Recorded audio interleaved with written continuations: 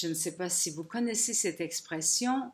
Il se peut que vous l'ayez déjà ressenti dans votre corps, dans tout votre être. Cette sensation qu'en présence d'un autre, vous avez l'impression d'être obligé de marcher sur des coquilles d'œufs pour pouvoir être en relation d'amour, d'écoute, de communication avec l'autre. Peu importe qui est l'autre, ça peut être un enfant, ça peut être votre partenaire, ça peut être un de vos parents, ça peut être même de vos amis, des gens avec qui vous travaillez ou même votre patron. Enfin, ça serait vraiment pas l'idéal. Alors, il y a un livre qui est sorti aux États-Unis il y a quelques années qui s'appelle Stop Walking on Eggshell. Ce livre a été écrit par Paul Mason et Randy Kroger. Cette dernière, qui est aussi psychologue, a créé un site internet. Donc, allez chercher la référence de ce livre en anglais et vous pourrez, à travers son site aussi, communiquer en anglais avec elle. Ce livre a été traduit parce qu'il a été un best-seller aux États-Unis, a été traduit par les Éditions de l'Homme, mes amis québécois, qui ont publié plusieurs de mes livres et qui ont traduit le titre par ces gens qui sont borderline. Alors écoutez, le thème de la rencontre n'est pas de parler de cette pathologie qui s'appelle être dans une personnalité limite ou tout simplement trouble de personnalité limite, TPL en français. Car le but n'est pas de vous donner un cours non plus de psychopathologie. Ce qui est important est que vous puissiez reconnaître si vous êtes dans une relation avec quelqu'un que vous aimez et que vous viviez cette sensation de marcher sur des coquilles d'œufs. Alors, quelle est cette sensation? Je vais tenter de vous la décrire parce que dans mon expérience personnelle de relations de couple quand j'étais plus jeune, j'ai connu des relations toxiques. Et oui, j'ai connu des relations toxiques qui me permettent maintenant de pouvoir parler avec vous de cette sensation que j'ai vécue qui est de marcher sur des coquilles d'œufs. C'est une sensation très désagréable. Et évidemment, c'est une sensation que vous pouvez vivre de façon passagère si vous êtes avec une de vos amies ou un de vos amis qui vit un stress X et qui est dans un moment d'hypersensibilité et que soudainement vous avez l'impression qu'il faut avancer très doucement pour ne pas provoquer des pleurs ou des cris ou de la violence, etc. Si la situation est passagère, il n'y a pas de problème, ce n'est que passager. Dans mon expérience de relations toxiques avec mes partenaires, la sensation n'était pas passagère. Elle était une sensation qui s'installait au fur et à mesure que la relation se construisait autour d'expressions d'amour, autour d'une entente amoureuse, d'expressions de sentiments amoureux. J'avais cette sensation de plus en plus de devoir faire attention à des moments, à ne pas provoquer des moments d'éruption de colère, même de violence verbale, ou des réactions où la personne se ferme et se met à bouder dans son coin. Finalement, des réactions chaotiques. Donc peut-être que mes partenaires, et pourtant j'étais psy, peut-être que mes partenaires souffraient de ces troubles de personnalité limite. Chose certaine, c'est que ma vie, pendant cette période de temps où ces relations ont duré 1 an, 2 ans, 3 ans maximum, ma vie commençait à se réduire. Je ne pouvais pas être moi-même sans provoquer une réaction qui me faisait peur à quelque part, une réaction de violence, une réaction inattendue, chaotique, qui était complètement irrégulière et qui me donnait cette sensation que vous connaissez peut-être de devoir camoufler qui je suis pour vraiment tenter de m'adapter constamment à l'autre, à ses réactions, de peur de provoquer une réaction pire, plus violente, plus de crise, peu importe le nom de l'émotion. Si vous vivez ça quotidiennement, il est temps de vous y arrêter. Ne pas prendre cette condition, marcher sur des coquilles d'œufs, imaginez l'image. Imaginez l'image que vous tentez de marcher sur des coquilles d'œufs pour ne pas déplaire ou provoquer une réaction non agréable qui va être projetée sur vous. Alors, reconnaître que vous vivez une relation avec quelqu'un qui a peut-être, pour toutes les raisons du monde, a ce genre de trouble de personnalité limite. On peut aussi appeler ce genre de trouble un trouble qu'on appelle caractériel, un trouble du caractère. Je le répète, quelquefois nous pouvons vivre ceci l'espace d'une heure ou deux ou trois en présence d'amis qui ont vécu des traumas ou qui ont vécu des expériences difficiles ou qui sont dans une expression de très grand stress. Mais quand s'installe la sensation et que vous vous levez le matin en tentant de ne pas faire de bruit, de peur de réveiller l'autre et de provoquer une colère, là, il y a un sérieux problème. Et c'est pourquoi le livre anglais a connu tant de succès, et je l'espère le livre en français aussi.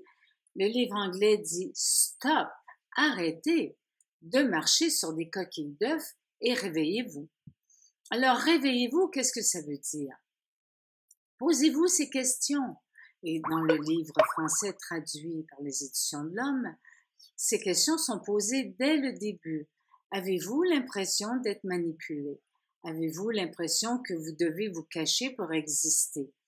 Avez-vous l'impression que l'autre en face de vous réagit à des riens, pour vous des riens, mais qui pour l'autre prennent ces petits riens deviennent des énormes réactions exagérées émotionnelles. Si vous répondez à ces questions et que votre réponse est oui, posez-vous aussi une autre question. Ça fait combien de temps que je vis dans cet état où je suis obligée de m'éteindre pour laisser l'autre vivre son caractère? Alors, il se peut que vous le viviez avec votre ado pour un temps, votre enfant, ou votre enfant plus jeune, en espérant que cette réaction ne va pas s'installer. Le plus important, c'est que vous deveniez, vous ou moi, deveniez conscient et consciente de cela et que vous vous éveillez que il y a quelque chose qui ne fonctionne pas.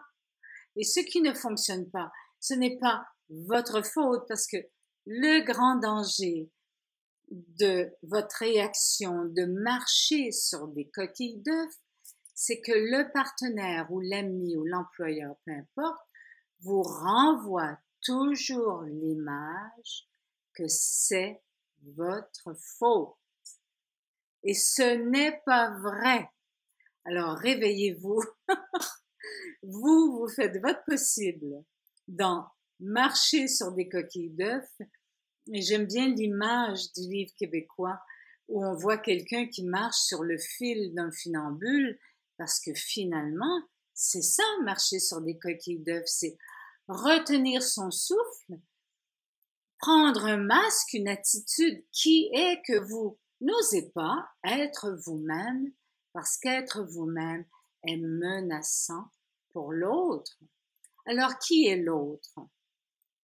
Bien, l'autre, c'est quelqu'un qui, pour des raisons, a une relation chaotique avec la vie, avec vous-même, avec les autres, peut-être due à une enfance chaotique.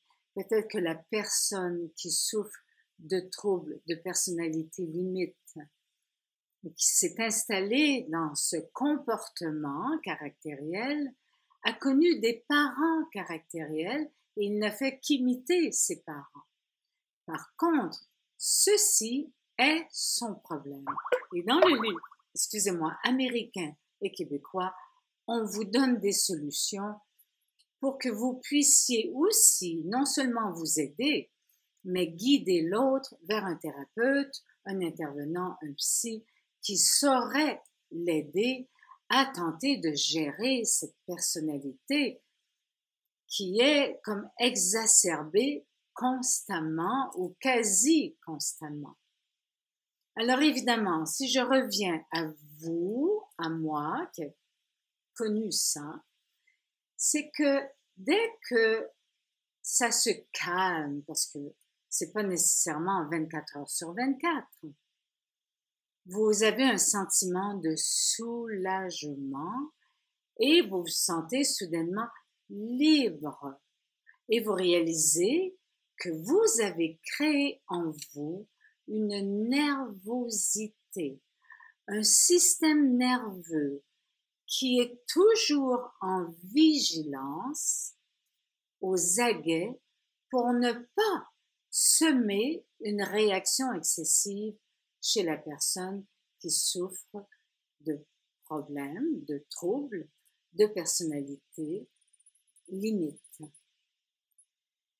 Alors, si, par exemple, vous êtes nerveux et nerveuse et que vous sautez dès que quelqu'un s'approche brusquement de vous ou que vous évitez des réactions de violence, qui ont aucun sens, ben vous êtes vraiment dans ce comportement qui est de marcher sur des coquilles d'œufs. Comment s'en sortir? Premièrement, le reconnaître.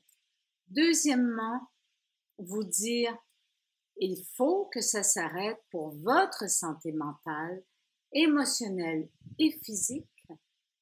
Croyez-moi, j'ai rencontré chez mes patients des gens qui avaient de sérieux problèmes à ce niveau-là parce qu'ils étaient dans cette sensation d'avoir constamment à être différents de qui ils étaient pour satisfaire le caractère difficile de l'autre.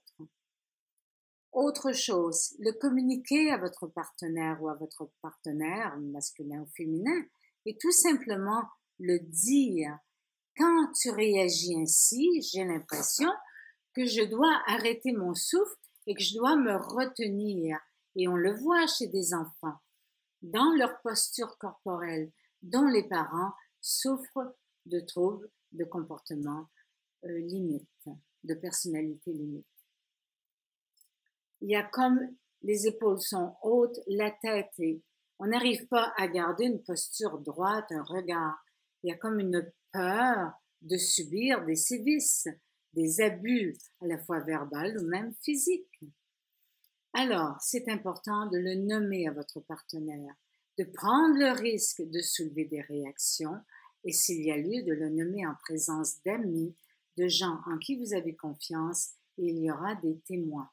De tout simplement oser le nommer et de demander que votre partenaire demande de l'aide et de poser vos limites, car il est très important dans cet apprentissage, puisque vous aimez l'autre.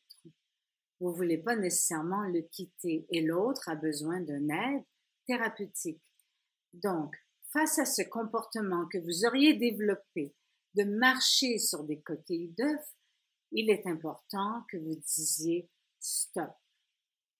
Ça s'arrête.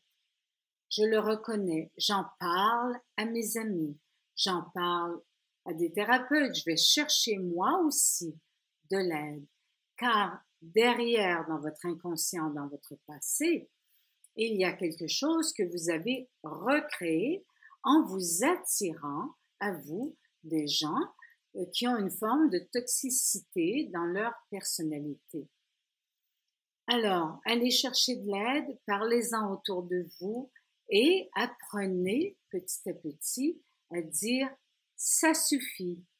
Et s'il y a des réactions violentes parce que vous avez osé rire trop fort, ça je me souviens, comme je vous le disais, je suis quelqu'un qui rit beaucoup et qui aime rire. Mais je me souviens d'un exemple dans ma propre vie avec un partenaire chaotique, que si j'élevais la voix dans un rire spontané, j'avais immédiatement un regard réprobateur et à la maison, je recevais des bêtises sur le fait que j'avais pris un peu trop de place. Vous voyez un peu le style de relation toxique. Alors, pour en revenir à nous, mettre vos limites, dire ça suffit, et s'il y a violence verbale, vous pouvez sortir de la pièce et ne plus subir.